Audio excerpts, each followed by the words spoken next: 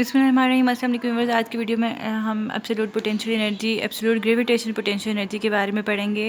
उसके लिए work done, उसको डिफाइन कैसे करते हैं। Work done by gravitational force on body in moving it from surface of earth to infinity. ठीक है, मतलब कि सिर्फ ये अब अर्थ है ना, तो ये तो इसका रेडियस है ये सारा। ठीक है, तो ये इसकी सरफेस है, तो सरफेस से लेकर किसी इन्फिनिटी पॉइंट पे लेकर जाने के लिए जो एनर्जी रिक्वायर होती है बॉडी को, उसे हम एब्सोल्यूट पोटेंशियल एनर्जी कहते हैं। तो इन्फिनिटी पॉइंट का क्या मतलब होता है, what is meant by infinity in physics.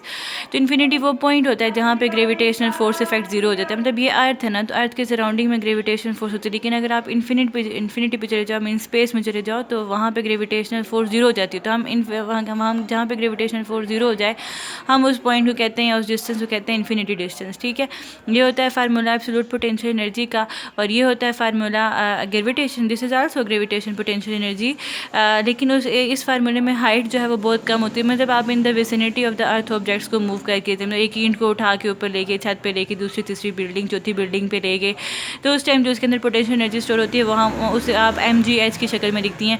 लेकिन अगर आप ने जो हाइट है, when height is very very large, कितना लार्ज होता है, रेडियस ऑफ द अर्थ भी बहुत बड़ी हो जाती है। रेडियस ऑफ द अर्थ बहुत ज़्यादा होता है, मतलब एक्सपोनेंट 11 मीटर्स होता है रेडियस ऑफ द अर्थ। तो अगर इससे भी ज़्यादा की डिस्टेंस है, तो फिर आप जो है ये वाला एब्सोल्यूट पोटेंशियल एनर्जी का फार्मूला यूज़ करती हैं। फिर ये वाला जो फार्मूला होता है ग्रेविटेशन पोटेंशियल एनर्जी का, ये स्मॉल डिस्टेंसेस के लिए होता है, और ये वाला जो होता है ये लार्ज डिस्टेंसेस। कितने लार्ज डिस्टेंसेस, जब आपके distances radius of the earth से बड़े हो जाएं। ओके, अब हम इस फार्मूले को डिराइव करते हैं। तो हमने क्या किया, हमने एक अर्थ कंसिडर की, इसका रेडियस आ रही है और इसके ऊपर एक स्मॉल मास पड़ा हुआ है m1 जो है इस टाइम पड़ा हुआ है 0.1 पे, और 0.1 का distance from the centre of the earth is r1।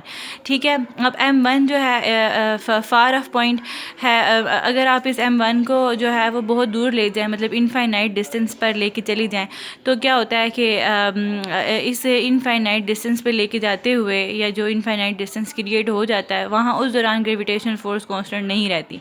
मतलब कि छोटे छोटे डिस्टेंसेस पे तो ग्रेविटेशनल फोर्स कांस्टेंट रहती है, लेकिन अगर आप इतना ऊपर लेके चले गए हो तो फिर ग्रेविटेशनल फोर्स कांस्टेंट नहीं रहती। तो हम तो कांस्टेंट फोर्स के साथ डील करते हैं, हमें कांस्टेंट ग्रेविटेशनल फोर्स का पता है। तो मैथमेटिक्स को सिंपल करने के लिए हम क्या करते हैं, हम इसके पाथ को छोटे छोटे पास में डिवाइड कर देते हैं। लाइक ये देखें, छोटे छोटे स्टेप्स में हमने डिवाइड कर, हर एक स्टेप्स का जो मैग्नीट्यूड है वो डेल्टा आ रहा है, मतलब कि कितना फ़र्क है ना। लाइक पहला स्टेप 1 है, दूसरा स्टेप 2 है, तो इन दोनों में कितना फ़र्क है, 2 - 1 से 1 का फ़र्क है, मतलब मैग्नीट्यूड इन दोनों में 1 का फासला है। इसी तरह से ना उसको मैथमेटिकली उसको डेल्टा आर लिखा हुआ है, और इस जो डेल्टा आर डिस्टेंस है बिटवीन द पास, इस तमाम डिस्टेंस में फोर्स जो है वो कांस्टेंट है। सबसे पहले हमने वर्क डन कैलकुलेट करना है बिटवीन द पास 1 और 2।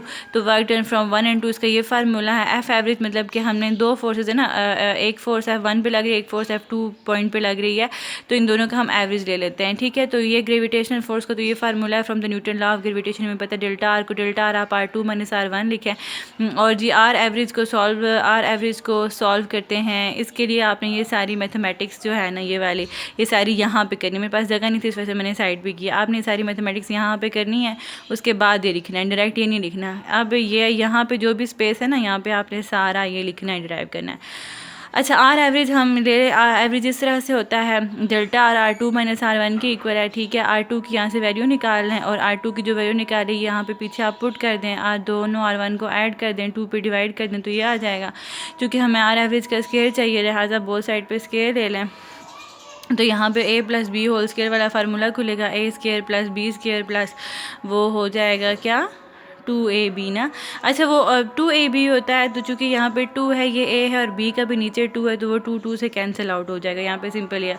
अब R1 is very very delta R is very very less than R1, क्योंकि आपको पता है ना कि ये जो डेल्टा आर है it is very very less than R1। ये बहुत स्मॉल डिस्टेंस है, और यहाँ से यहाँ तक का डिस्टेंस ज़्यादा है।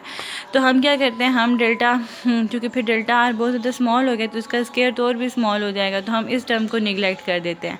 हम जस्ट ये दो टर्म्स लेते हैं, R1² और ये R1 डेल्टा आर। अब यहाँ से क्या करो, डेल्टा आर की वैल्यू पुट करें ऊपर से, ये आगे इसको ब्रैकेट को सॉल्व करें। तो यहाँ से जब इसको सॉल्व करोगे तो आपके पास सिर्फ R1 R2 बचा, मतलब आर एवरेज स्केयर जो है वो R1 R2 के इक्वल है। अब ये आर एवरेज स्केयर की वैल्यू जो है आप यहाँ पे पुट कर दें, यहाँ पे पुट करें, डेल्टा आर की वैल्यू को एज इट इज़ लिखें और फिर इस R1 R2 को ब्रैकेट के अंदर ले जाएं, ये जो कैंसिलेशन होती है वो कैंसिल करें तो ये आ जाएगा। This is the work done from 1 to 2। इसी फैशन में हम वर्क डन फ्रॉम 2 to 3 लिख सकते हैं। जैसे 1 to 2 है तो पहले 1 लिखा फिर 2, इस तरह 2 to 3 तो पहले 2 लिखेंगे 3, इसी तरह से पहले 3 है 4 तो पहले 3 लिखेंगे 4 लिखेंगे। अब जनरल फॉर्म में हम इसे क्या कैसे लिखेंगे देखो ना, अगर हमारे पास यहाँ पे 4 है तो यहाँ से 4 से सिर्फ एक कम 3 है, 3 है तो 3 से सिर्फ एक कम 2 है, 2 है तो 2 से सिर्फ एक कम 1 है। इसी तरह से अगर हम जनरल फॉर्म में लिखें तो n लिखेंगे तो n से सिर्फ एक कम n-1 लिखेंगे। तो यहाँ पे भी वही, पहले हम कम वाला लिखेंगे फिर ज़्यादा वाला लिखेंगे। अब हमने ये सारे स्टेप्स में वर्क डन कैलकुलेट कर लिया, एंड में हमने इन तमाम वर्क डन को ऐड कर देना है। ऐड कर दिया, सबकी वैल्यूज़ पुट की, वैल्यूज़ पुट कर दी, GMM को बाहर निकाली, जो कैंसिल होती हैं वो कैंसिल हो जाएंगी।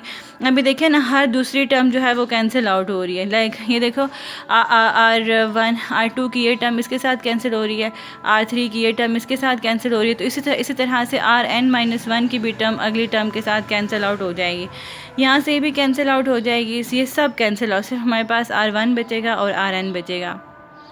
तो उसको मैंने ऐसे लिख लिया। अब एंड पॉइंट को अगर हम इन्फिनिटी पे लेके चले जाएं तो वो क्या हो जाएगा, यहाँ पे आप 1/∞ पुट कर दें तो 1/∞ गिव्स यू 0, आपके पास सिर्फ ये रह जाएगा। ठीक है, अच्छा जी।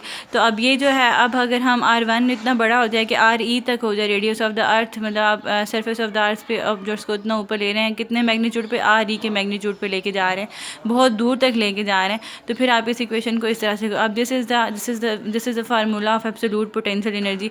अच्छा, हमें पता है कि चूँकि वर्क डन है ना, तो वर्क डन और एनर्जी का आपस में क्या रिलेशन है, ये वाला रिलेशन है।